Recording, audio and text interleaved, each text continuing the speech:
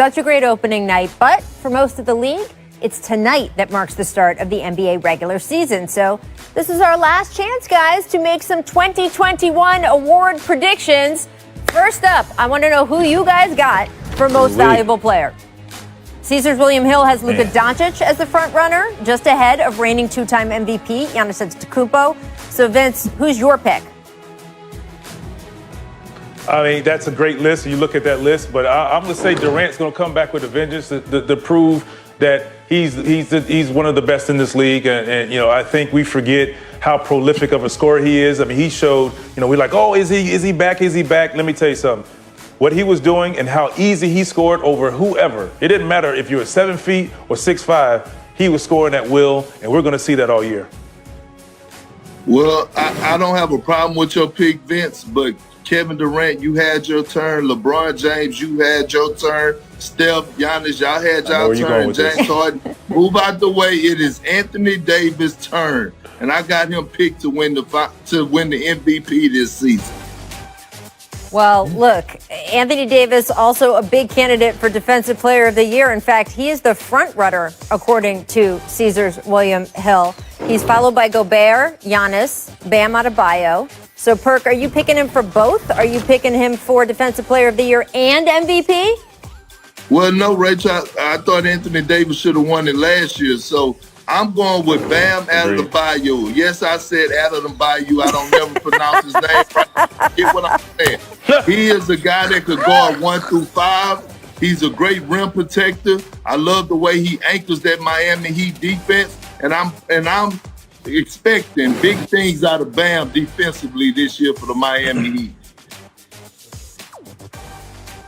And I'm going to go with Anthony Davis on this, and I agree with Perk. I think he was supposed to win last year. He feels like he was supposed to win. His team feels like he was supposed to win, and they have a great chance to go back-to-back with the title.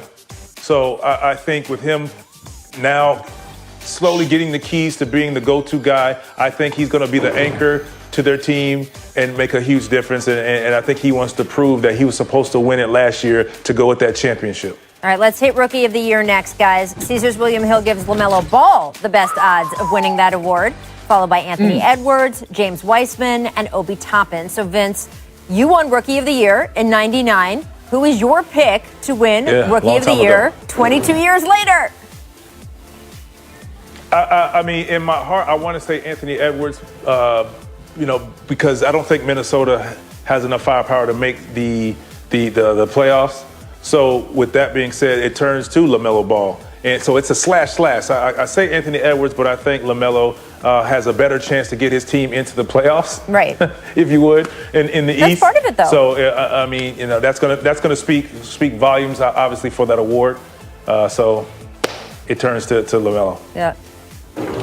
Well, I love LaMelo. I think he's exciting, but he's not going to win the Rookie of the Year. I got to go with James Wiseman. Watching this kid last night, he scores so easy. He can score. He finishes well around the basket. He got a nice touch around, a nice 15-footer, nice post moves, and in this offense that the Golden State Warriors have around, so much attention is around Steph. He's going to get buckets, especially when Draymond Green gets back. So I got James Wiseman. You know I got a soft spot for the big man. You do, Perk. And look, I don't really give predictions, guys, because it takes some of my joy. One of my joy of watching the NBA is that I don't know how it's going to go. But I do have to agree with you, Vince. He's an MVP picks and odds and everything like that. He's Kevin Durant, and the Nets are set up to be pretty amazing.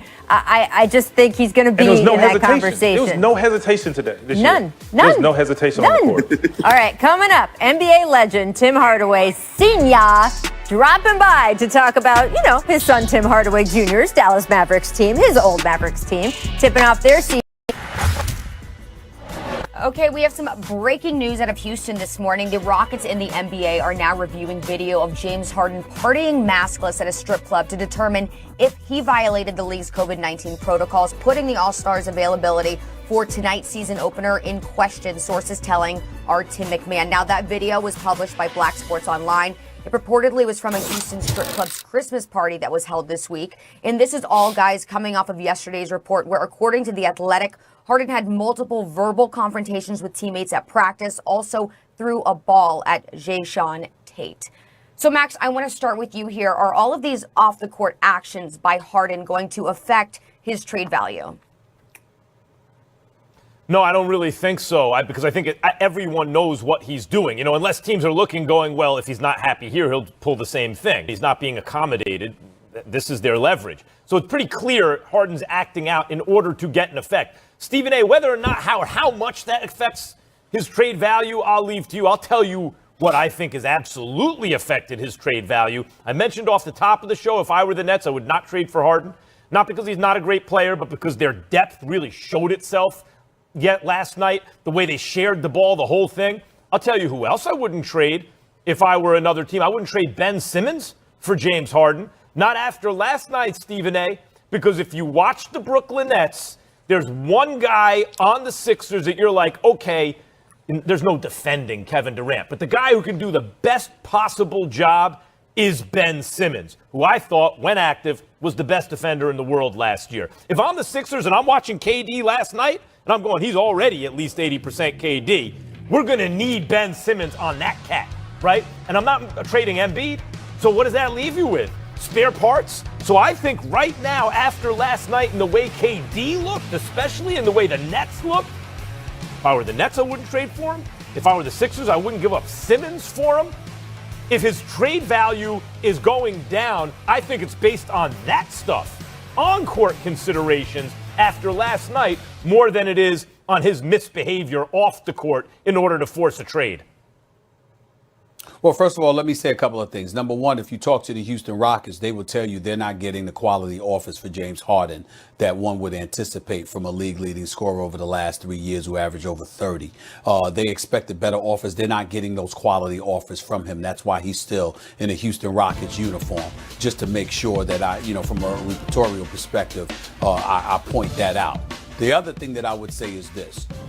When you talk about Ben Simmons in the fashion that you do, Max, it comes down to this. If you're the Philadelphia 76ers, is it a long-term view where it's a marathon, it's not a sprint, and you're thinking about 3, 4, and 5 years down the road? Or are you talking about the Brooklyn Nets and what they are and what they're trying to be and how you're going to compete with them? Because I got news for you. Ben Simmons not having any kind of perimeter game whatsoever is not going to get it done for the Philadelphia 76ers when all is said and done. I don't give a damn how well he plays defense. There's no one on the planet Earth that can stop Kevin Durant, not even Ben Simmons. It ain't happening. Kevin Durant is flowing and he's healthy. You're not stopping him. He's still giving you 27 to 30 a night. You can book that. And so because of it, the way to offset it is to have such prolific firepower offensively that you pressurize an opposing offense by highlighting for them the inability or just being cautious enough not to make mistakes because you will pay a price. It's not that James Harden's going to give you the defense that Ben Simmons is going to give you. It's that his offense is so prolific, it puts more pressure on an opposing offense to be productive because you know this brother is coming. Now, to get to the point about off-court issues impacting Harden's trade value, we completely agree on that. We're totally on the same page. It has no effect, and here's why. Everyone knows what James Harden is doing. James Harden is a professional. Yeah, the lateness. Yeah, being, preferential treatment. We get all of that. But this brother plays hurt. He doesn't miss games. He doesn't engage in load management. He shows up and balls every single night. In that regard, he is a high-level professional. For him to act this way, it is clearly and flagrantly on purpose. He is doing this to bring attention to everyone and their mother. He does not want to be a Houston Rocket any longer. He wants out.